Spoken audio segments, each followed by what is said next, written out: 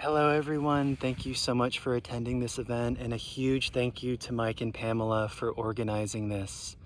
So I'm just going to talk for 10 or so minutes and share some of the parts of this story and of this project that are the most salient and interesting and compelling for me and speaking to me the strongest. I am on a trip in the Isle of Orkney. I am just a stone's throw from Skara Brae.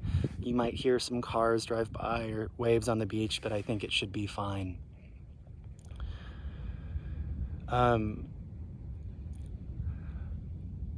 going to start in a place that I didn't expect to start, but that's really speaking to me at this moment. I just had a conversation with a friend this morning, and it was really, it impacted me to hear him talk about how he felt that it's a major myth that our work can generate any meaning in our lives.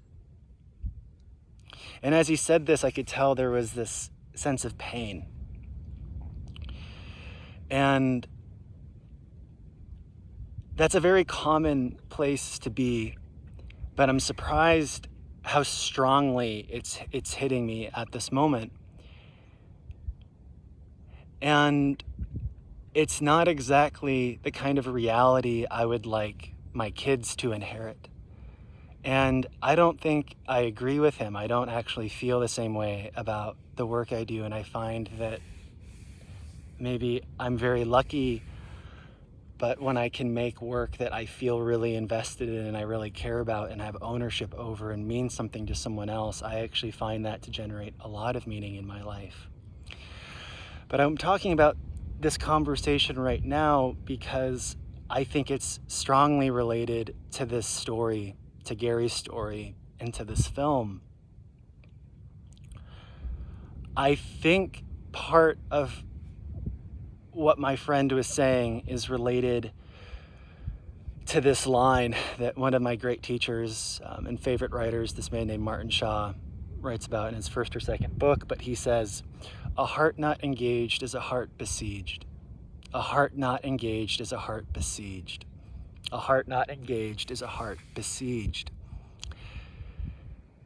As we become adults, I think it is so easy to let what we do with our hands and do with our time and do with our days to become so adversarial to what is natural within us, what our hearts actually care about.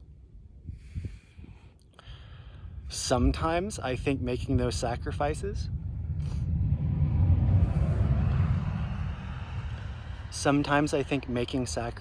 where what you do is not exactly what you want to do, but you do it for yourself and for your family, I think that's hugely noble.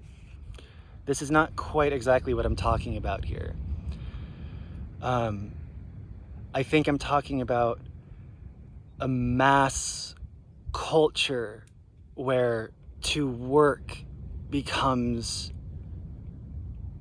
so against the grain of what we are. And I think a lot of that has to do with the way I've been thinking about it. And something I've been so inspired by with Gary's story is this idea of this little kid who, as a 4 or 5-year-old, would just paint flowers. This kid who would just paint flowers and continued to do that until they're 18 or 20. And went to art school and had this whole event happen and had to recover it a little bit later on. And now is a man well into his 70s who still is painting flowers. And I think of it in terms of, I think what generates real meaning for our lives is when what we do with our hands and our time as adults is somehow still connected to those little quirky, idiosyncratic 5-year-olds that are within us and their capacity to love things without being told what is right and what is wrong to love. And so I think with my friend saying this, that's part of what's going on, is moving up in a career, where you've made those sacrifices because you want stability, and I think and you need it. And I think for most of us, we just either have to make those sacrifices or we feel like we have to. So I'm not jabbing that, but what I'm advocating for is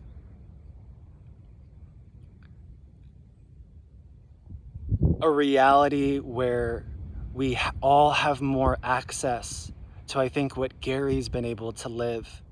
The sense of creating an adult who is disciplined, focused, capable of soberly looking at the harsh realities of adult life, but allowing their work and their labor to somehow be related to and in service to that little 5-year-old that still remains within them.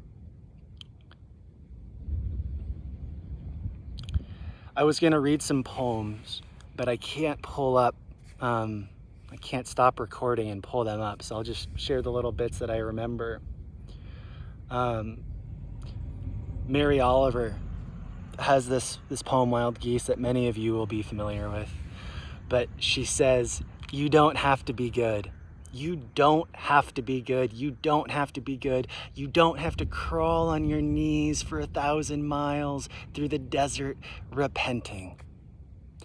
You only have to let the soft animal of your body love what it loves. You only have to let the soft animal of your body love what it loves. So a lot of what I'm getting at with what I was talking about before is this dichotomy between, as adults, we learn what we have to do to be good. One second, I'm gonna call my dog towards me. Hey, Skipper! Skipper, come! Skipper, come. As adults, we learn what to do to be good. In Gary's case, it's painting flowers is bad. I'll just paint landscapes because that's good. People say that's okay. And the older I get, the more, especially Skipper, stop. The older I get, especially as an artist, where your livelihood is in part dependent on how people receive it. There's a lot of pressure that we can feel to do what you know people will think is good, while you neuter your voice. Neuter what is realist for you to be good. And that soft animal of your body is hidden away. Hidden away.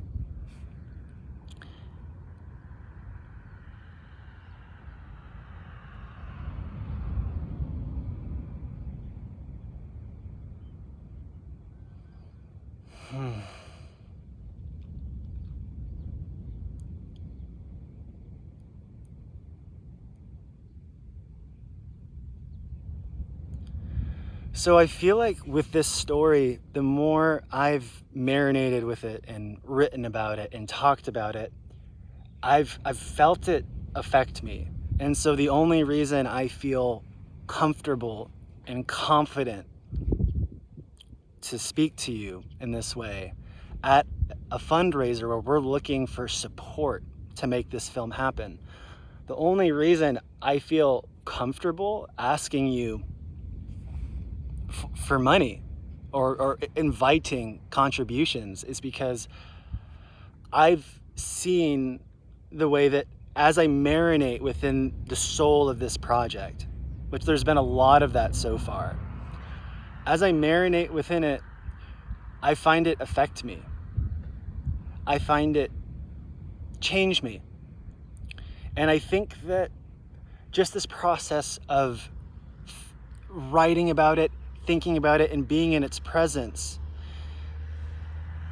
has made me turn a light on myself and really examine, well, like, what are my flowers? I don't say it in those terms, but what is the realest thing for me that I love without anyone else telling me I should love it? or I should do it, or it'll be acceptable. And I think that there's a major parallel with Gary being a gay man in the Midwest in the 70s, of being in a place where you can know what is real for you, and maybe everyone else around you says, oh no, that's not right, but you embrace yourself regardless. And I think we can do that with our romantic life or sexual identities or our artistic lives or our professions, so many places. But as I've spent time with this story, I've felt changes, and I'll share them with you. One of them is, for a long time, I was doing a lot of work with dog brands, filming with this amazing model right here. Let's see, there she is, Skipper. She's an incredible model. Hey, Skipper, wanna say hi? And I've, just wanted to make goofy little videos of this amazing little creature right there. And the way I got into filmmaking was just me and my friends as like 5th graders grew up in a house with a video camera and a computer, and we would just make goofy videos. Be like, oh yeah, what if this happened? Okay, yeah, cool, and then go do it. And the older I've gotten, and the more pressure that I feel in myself to, oh, I got to be a cool guy, filmmaker, professional. There's a sense of pressure that you can feel, where that sense of being good and the soft animal of your body are kind of fighting, and you just want to be good because you want to make it and survive and do well or whatever. And I had this experience happen last winter when I'd been doing a lot of writing, where we were living in Maine, and there was the first big snow of the year, and I was just filming the snow, and Skipper was playing with me a little bit, and I wasn't even trying to film her. And I filmed a few little clips of her and got back, and then looked, it was just really short. And I got back to our little house and was looking at them and was like, oh my God, this is so funny. This is so cute. And, an hour later, there was a little 2-minute David Attenborough type narration video of Skipper that I called The Beast of the North. And it is so cute. I don't think we'll play it here, but it's adorable. And my point is that is like a playful, natural territory for me, that as an adult, that desire to be good has kind of colonized it. And I didn't even try to make that project. It just kind of emerged. It just emerged, and I want to do so much more like it. But there was the sensation of, wow, where did that come from? What happened? And I think it's related to a few things, but I also think it's hugely related to spending time within the energy field of this project that you're all here to learn about. Another thing that recently happened was I've filmed big waves at Mavericks for years and years. And my favorite people are poets. I did a degree where I studied Celtic poetry, basically, and that's a huge part of me. And as a water cinematographer and being in this macho space, those two things can feel conflicted. But what I'm getting at is, for years, I've just wanted to take my footage and make something that's more like a Celtic praise poem of this wave that I find to be pretty much a deity, to be honest. And I think there were certain kind of things holding me back, more a sense of, I think, of fear of expressing what's realist for me. And very recently, I just went back into my old footage and rewrote this poem I had and made this piece. And it feels, and it's a praise poem to this wave. And again, I really feel like it's related to this project with Gary, helping to open up some space within myself, just marinating on these themes, opening up some space within me. And so the only reason I feel comfortable asking for financial support is that I feel like we're brewing a little potion. There's this little cauldron, and I've been getting some tastes, and I can feel like it works. Like I can feel like it does good. I can feel like it's a good thing that has the capacity to help. And while we want this film to reach a lot of different people, young people, older people, artists, whatever, I really feel like for me, I find meaning even if there's one person out there that this has a major impact on. For me as an artist, like that kind of secret agent mission generates a lot of meaning for me. And so while I hope it has a larger impact, even if it just really impacts one person and Gary can become a friend for that person, that means a lot to me. These words of Yeats comes to mind. Yeats writes, he says, "All the words that I gather and all the words that I write must spread their wings untiring and never rest in their flight till they come to where your sad, sad heart is and sing to you in the night across where the waters are moving, storm darkened and starry bright." But what he's getting at is the capacity of art to travel vast distances and come to a sad heart and somehow hold them, soothe them, be with them. And I love that. And I've benefited from the art so many other people have made in that way. I'm sure we all have. And so I really believe this project has the capacity to do that for others. One other thing I want to say, there might be a few other things, but this is not just for kids, in my opinion. Like, you know, we've partnered with EAP Arts. They're going to help us reach a lot of arts nonprofits to show this to kids. But I don't know about you, when I have other people in my life connect with things that are real for them, even if it's just a little bit as a hobby or whatever, or a really involved professional project.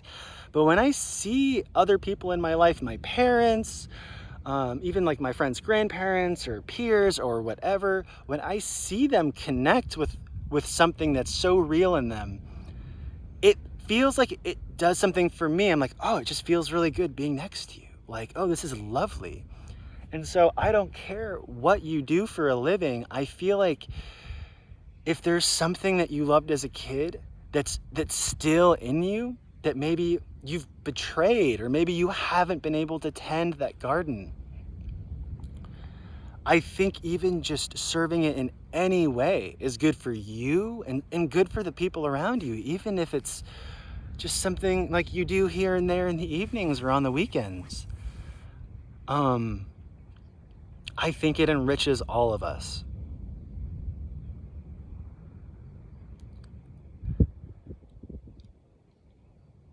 Another thing I want to say, and I'll wrap it up, is I really, something I like about this, and I don't know how much this is going to come into the story, but the notion that Gary's teachers at art school said, oh, well, flowers aren't art. I've just been thinking about that so much, because the more I think about it, the more I see it as a really broken state of perception. And what I mean by that is this, is just because we see things a lot doesn't mean they're not miracles, like utterly miracles. And it's so easy to take very normal things for granted just because we see them.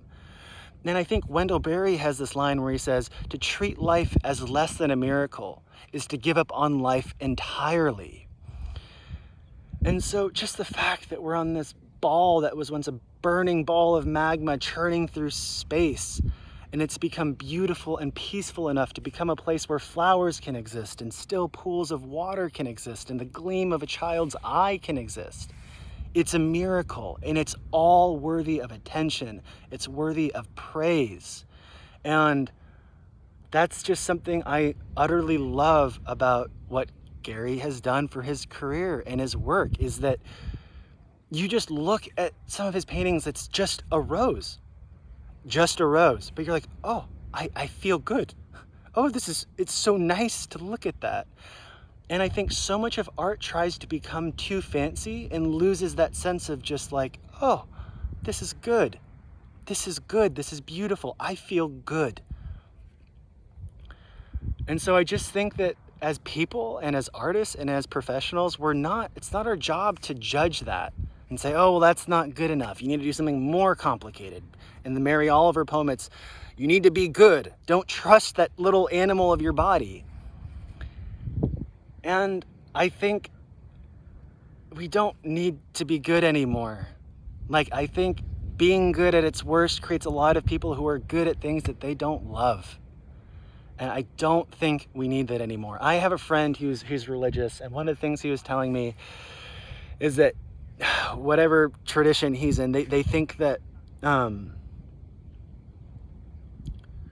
working without love is a sin.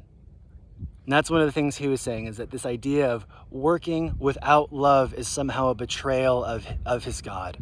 And I find that very compelling, and I find that to explain parts of my life where I've gotten really out of sync with myself. And so my hope is just that this story, whoever it reaches, can help hold the hand of the little 5-year-old in the viewer and be like, hey, it's okay. That this film can be like the gallerist that told Gary, hey, you should paint flowers. This film can reach in to the viewer and sympathize with them of, this whole life thing is pretty hard. Like, we're gonna get hurt, but don't give up on what you actually love. Like, don't give up on it. Don't. And you're not alone. And so I get goosebumps when I say that. I feel like it's just a good thing. And so I've been talking for longer than I thought I would. I just want to thank you all so much for attending. I want to thank you all so much for considering supporting this project. Please feel free to spread the word to others if you know of others that may be interested.